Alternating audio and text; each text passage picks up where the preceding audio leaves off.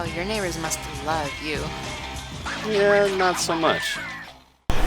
Good morning, YouTube, and welcome back to the Wackadoo Racing channel. So let's jump right into it. So, first things first, the original plan was we had a bunch of content lined up that it was going to be very progressive. We were going to be working on one project, and you're going to see status updates as we go, and so on and so forth. But it looks like right now there's going to be a little bit of a deviation in plan for our timeline. Originally, we were going to be doing the motor swap in Project Blitz pretty much as our first main series of videos so that we could make some type of feeling of progression on the channel. And you guys could watch that project as it unfolds. But unfortunately, Cody's working a job up north right now that makes it pretty much impossible for him to be home 6 days a week.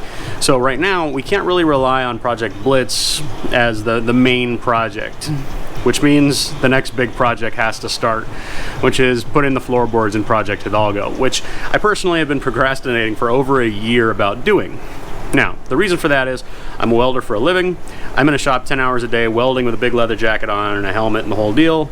It's hovering around 100 degrees right now, still in the garage, and the last thing I want to do when I get home is more welding.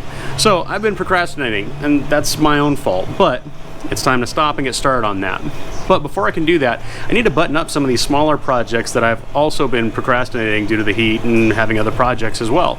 So we're going to start by making a list so that we can prioritize some of these things and hopefully knock a few of them out. I wanted to give you guys some of that more exciting content right off the bat, but sometimes doing this stuff, it's not all about the excitement. It's about picking away at those lists and getting a little bit done each opportunity you get. And today, I got a few hours and I got to try and get something done. So let's make a list first. Okay, so our list is basically broken down to what car needs what, and some of it is stuff that we can do today. Some of it's just kind of a general note that it needs to be done. The motor that's going in Project Hidalgo, we got to do a little bit more with that. The idea here is we're going to go ahead and try and get it running on the stand. I'd like to do it by the end of the year. It's just not been a priority. There's very few things keeping me from doing that, but I'm a procrastinator. So we got to paint the distributor hold down that I found. We need to order up some belts. I've actually ordered belts for this thing twice already, and they showed up wrong every time. So we're going to try one more time, and I'm going to show you guys how to do that. And I need to build a control panel for the run stand so that we can go ahead and fire it up. So let's go ahead and see what we can start with. We're going to start up here. This is a safety concern. Safety concern. And yeah, so pretty much anything that ends up being a safety thing where it might make the car a little bit safer, those are top priority. We take a lot of risks, but unnecessary ones that are avoidable, we can just go ahead and knock those out. So we're going to do both of those today and see what else we can get. Okay, so we struck out kind of on the first one. The ball joint on the driver's side, which I already know to be bad, is pressed into the Chinese lower tubular control arm that I have. Now, my company actually manufactures the original product that the Chinese one is based on, so I'm willing to wager that the ball joint's probably going to be very similar in size.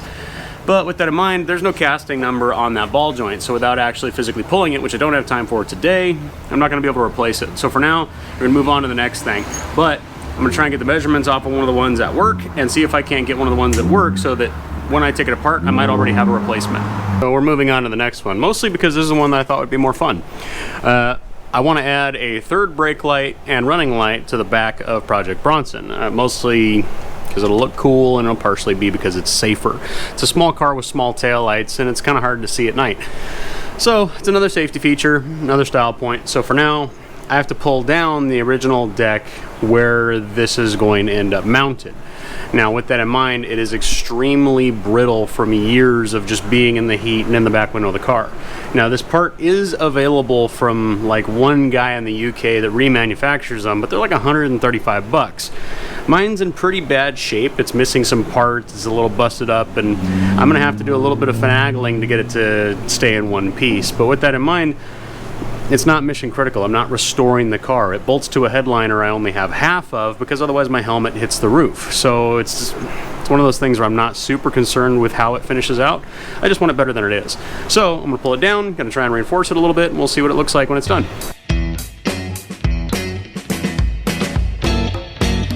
All right, obviously I got that thing out. It has seen better days. It is extremely brittle. I have kind of a cheater plan on what I'm going to do about that. basically what I'm going to end up doing is I'm going to go scrub this in the kitchen sink because my girlfriend loves when I do that. But then I'm going to go ahead and I'm going to see if I can patch up a little bit of this, maybe create a little bit of a form, and then I'm going to end up actually running Herculiner over the entire thing. Giving it a rubberized finish, I'm not too worried about it. Like I said, this part doesn't even need to be in the car, but it's going to end up the mounting plate for where I want that light to be. So for now, we're going to dress it up just a little bit and try and take some of the weakness out of it. It's got a bunch of cracks.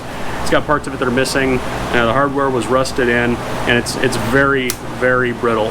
So we got to do something to try and hold it together a little bit longer. But largely, this thing is never going to come in contact with anything once it's in the back window. So for now, just got to get it a little bit stronger and a little less broken. Scrub this with a little bit of Scotch-Brite and some Fabuloso. If you're not familiar with Fabuloso, those who are can now smell this video. But it took the paint right off. I'm dealing with one big crack and then kind of some small cracks around the edges, and then something's got to happen here to try and cover that up a little bit. So it looks like I got to run to the hardware store real quick and get some 1-minute epoxy because I ain't waiting around for this all day. I'm running out of time. So for now, I'll run to the store and I'll be right back. I'm back from the hardware store. I got a torch. I'm gonna go ahead and basically plastic weld this. We're gonna heat up a screwdriver and we're gonna do an X pattern across this plastic to try and get it to all bond back together a little bit. And then we're gonna run a two-part epoxy on it that's gonna be a 1-minute set. So this should actually hold pretty well when it's all done. That'll get rid of the crack.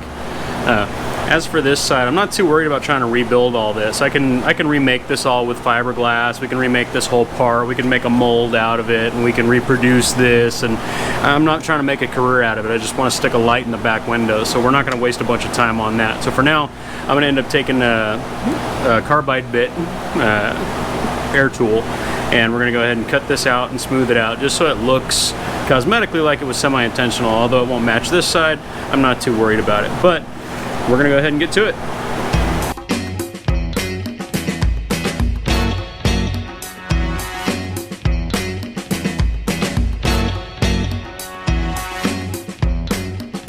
This has kind of been a huge pain in the butt because this thing just keeps trying to break further and further. So mounting anything to it is difficult to say the least. So I finally got the guard that's gonna be over the top of this LED light bar in place, and use this MAP gas torch to kind of roll the angle that I want into it, which was no small feat because it's trying to break every time I do anything with it, let alone heat it up and roll it. So it's a very gentle process. I've got a couple of screws holding it in place right now. I heated up a drill bit just to drill through the plastic because even drilling through it was actually still cracking it and breaking it. So what we're going to do, I'm going to go ahead and put some 2-part epoxy in here just to bond this in place. That way it's part of this thing and it'll hold itself together, and then we can go ahead and prep our Herculiner. Now what we're going to try to do is we're going to try to put this Herculiner on this. We're going to start with the underside because then we can roll it over and do our finishing side on this side. That'll be our presentation side. The best way to apply this stuff is with a roller. I've found that comes out the most uniform. Now, unfortunately, this old can of Herculiner had to be peeled open because some oxygen got in it and it kind of cured.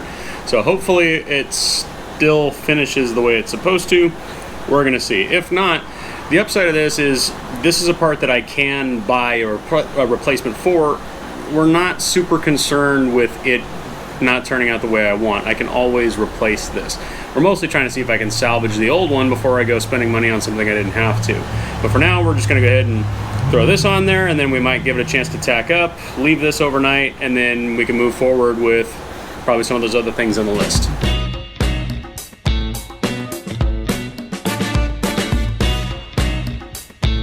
So that looks absolutely terrible. That truck bed liner had clearly chemically separated. There's not a whole lot I can do about that. So I'll see if I can clean it up a little bit once it tacks up with some aerosol truck bed liner that should finish it. And all we're doing is trying to cover up the texture of where the cracks were and some of the paint imperfections, and obviously where I used epoxy to bond the two together.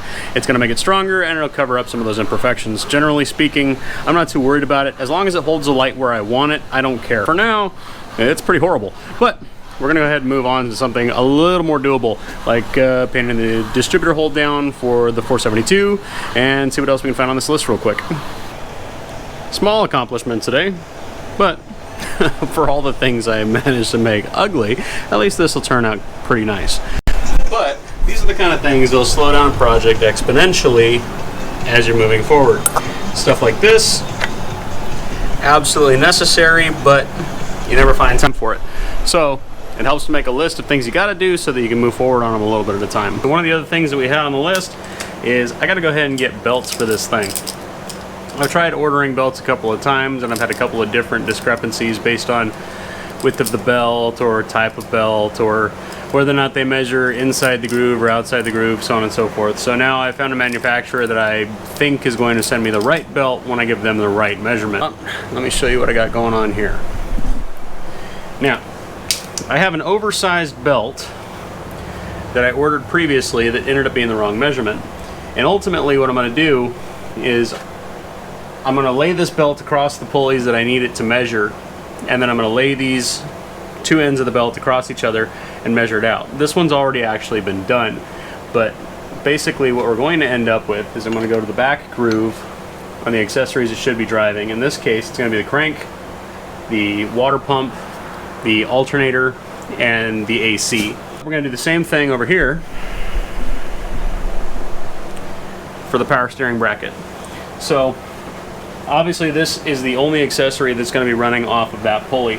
So we're going to do the same thing. Under load, it's going to be much tighter than I can replicate by hand. So we're trying to get it at least relatively tight.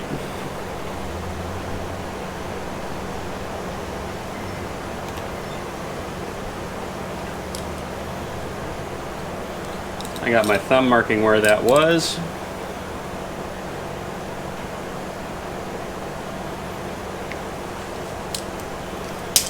So now I have two measurements. The water pump, alternator, and AC are all run off of two belts. So we're going to be measuring from this end to this end, ordering it twice, and then from this end to this yellow mark, and that'll be our power steering. So now that I have this belt as a frame of reference, I can go ahead and order those belts again from the same manufacturer, and I should get something I can actually use. I've done a lot of other messing around today, but I haven't really accomplished much. So maybe I can actually teach you something before the end of the day.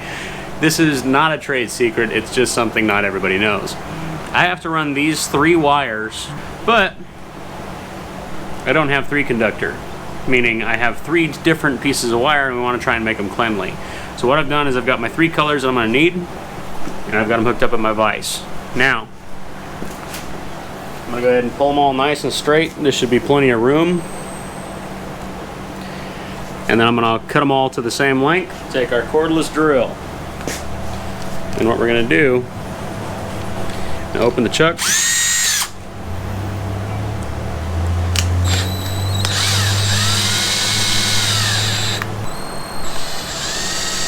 And just run it one direction. And we should get a nice consistent wind. And now our 3 wires are wound up nice and cleanly. One more trick. So I went ahead and installed it. Minus the fact that it looks like a Little Debbie Star Crunch got in a fight with a bad upholstery shop, it's pretty good. It does serve the purpose of actually providing the rear third brake light that I was looking for, and I'm actually pretty happy with the results. It doesn't look very nice, but I can address that later by replacing it and reinstalling another light or whatever's necessary. But for now, I have a third brake light. That was the whole thing I was trying to accomplish today, based on the fact that I didn't want to spend $150 to do it, which is what it costs to replace that part. So for now, I'm happy with what I got, but it's not very nice. So that's lights off, that's running light, and that's full brake light.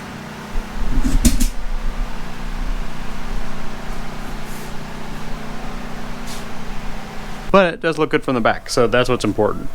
As for the rest of the list, I'm going to try and knock out a couple more of those things during the week, but I am already out of time. Somehow we went from 9 to 5 real quick on a Saturday. So hopefully we'll get something done during the week, and I'll have something to show you guys this weekend. So have a good week. Wackadoo out.